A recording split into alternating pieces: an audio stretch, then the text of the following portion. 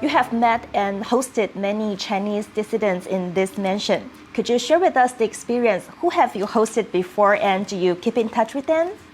We've been very, very privileged to work for human rights in countries which have no democracy. It's very pleasing to get to know these people, to be friends with these people, to help these people. But it's also often terrible because people come to our house, we love them, they go back and they get murdered or they get put in jail. And we've had that happen many, many times.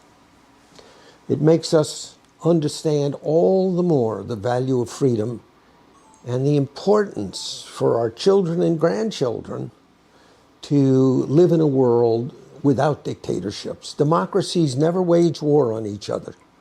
And the spread of democracy, which took place when Reagan was president, and I worked for Reagan, we are working as best we can to make sure that it happens throughout Asia especially.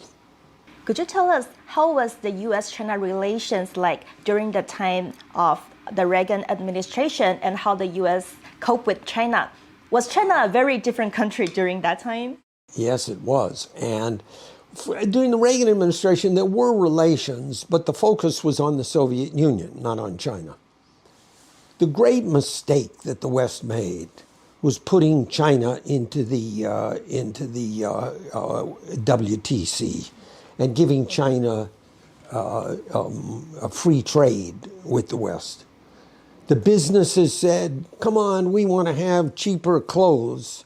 And if China's economy grows, why, freedom will happen. That was the premise of American policy 15 years ago when China was looking to get free trade rights in the West. It was the greatest foreign policy mistake that the United States has made, surely, in the last 50 years. We have got to have stronger trade policies with China, and many of us are talking about different kinds of trade policies that will be more effective than what's been tried. But we made a mistake in thinking that if there's more economic growth in China, there will be more freedom and democracy. That hasn't happened. And many great members of Congress, like the Congressman Frank Wolf, Congressman Chris Smith, others, they understood it. But the American business community, they just wanted cheaper goods. And they won that battle and gave muscle and strength to China, which was a great mistake for the United States. So we have to cut down on China's trade rights, and we have to do it quickly, and I hope we will do it. When Ronald Reagan dealt with the Soviet Union, he dealt with the human rights aspects of what the Soviet Union was doing. And people said, why do you care about that? We should be talking about nuclear arms, or we should be talking about ruble stabilization. And Reagan understood, first, that it was the right thing to do, to be on the side of people that were being persecuted, that's what democracy should always do. But he understood that that was the weak point of dictatorships. We have not.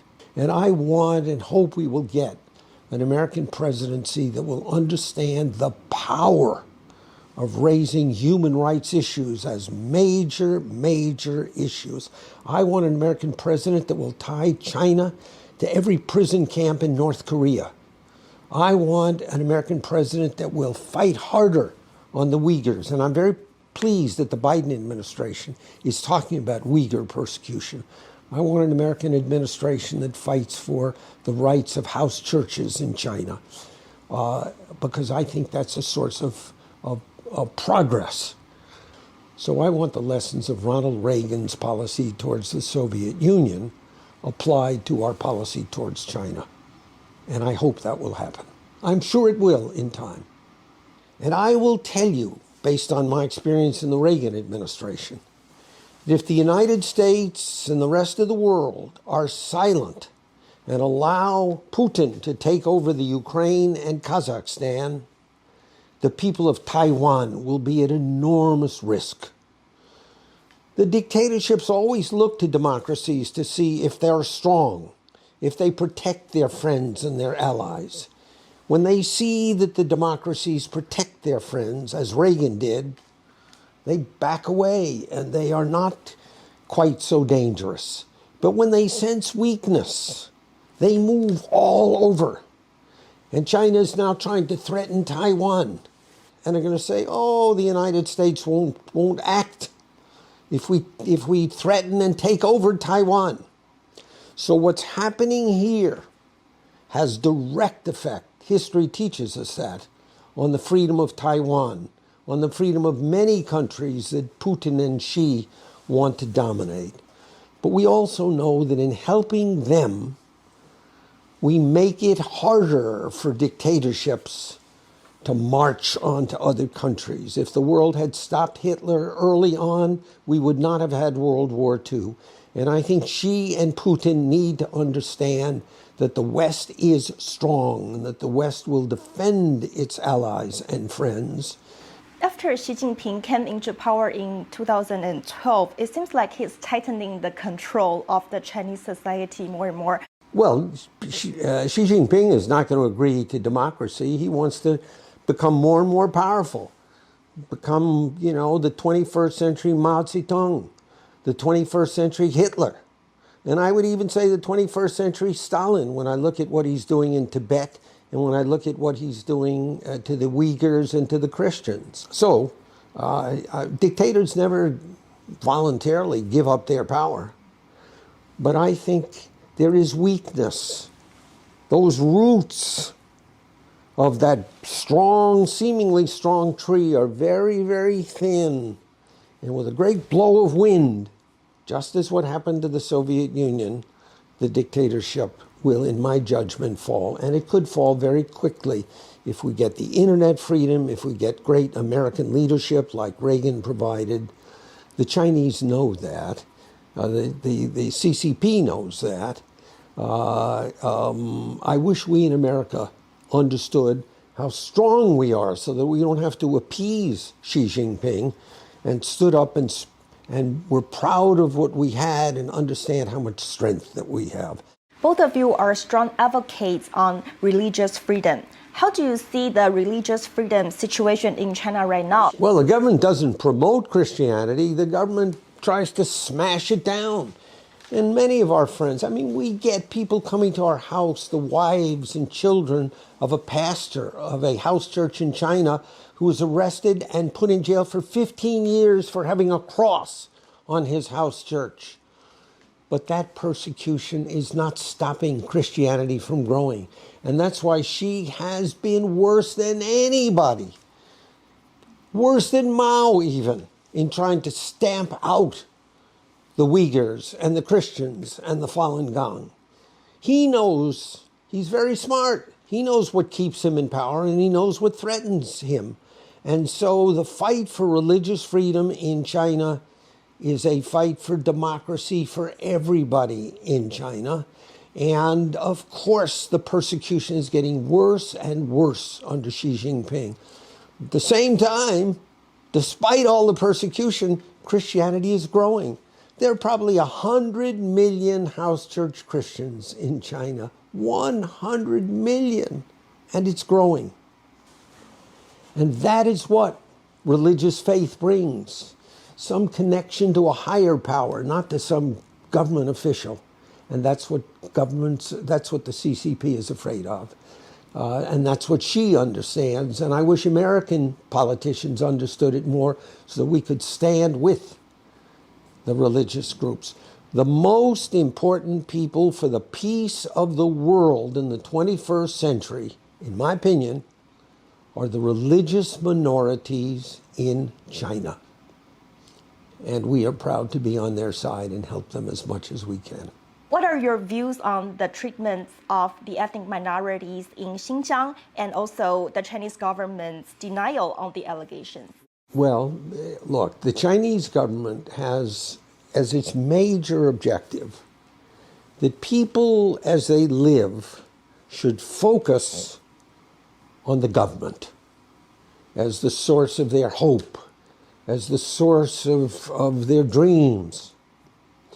To the extent that people look to religion and religious faith rather than government, dictatorships are weak.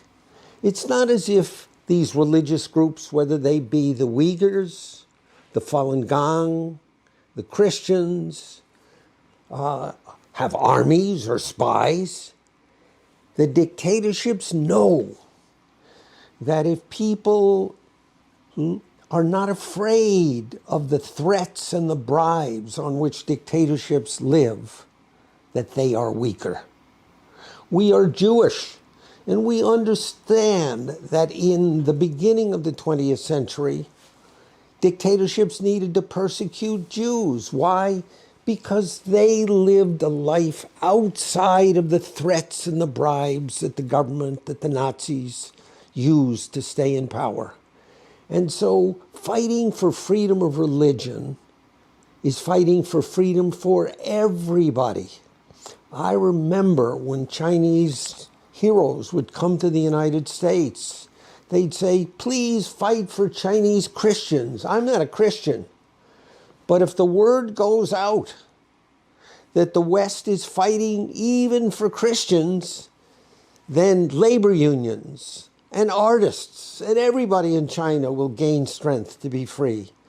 So the fight for freedom of religion in China and the fight to protect religious minorities is a fight for the freedom of everybody in China, and in that sense, for the future of the 21st century. In the future, would you ever want to visit China? Under what kind of circumstance would you like to do that? The great issue for the 21st century, and there's nothing even close in importance for the history of the world, is that China and the United States compete with each other to see who builds better televisions or cars, but not compete with each other in military ways.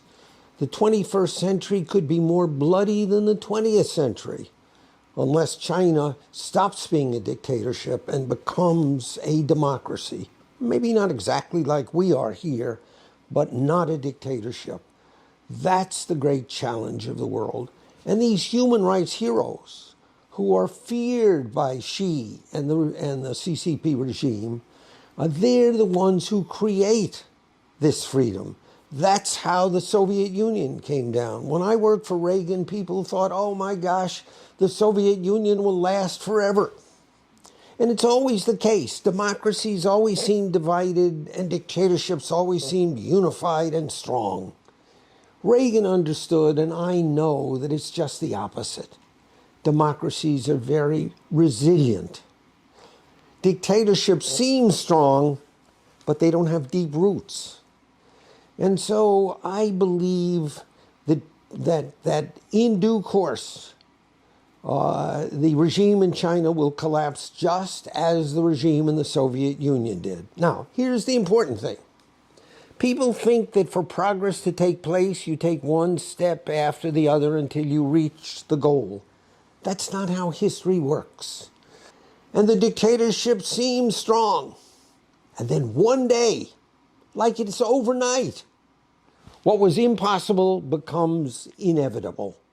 That's how the Soviet Union collapsed. And with the right kind of American leadership, with a Reagan-like president, and I believe we're going to have one, with someone like Margaret Thatcher in Great Britain, democracies will again show their strength. And the power of democracy is going to force change. China is such a great country. And China should be out there competing with the rest of the world to build better computers, to be a place where millions of people come to visit all of the time. It will make China stronger, not weaker, to be a democracy. It will push out the dictatorships. So there are many things left for great democracies to do to bring about change in China. And the great thing Deborah and I try to do is to support the heroes who are protecting Uyghurs, Falun Gong, Christians, and others and peasants who are being persecuted in China. I'm absolutely confident that the spread of democracy in China will take place just as it did in the Soviet Union. And when that happens, Deborah and I will have a wonderful visit to China.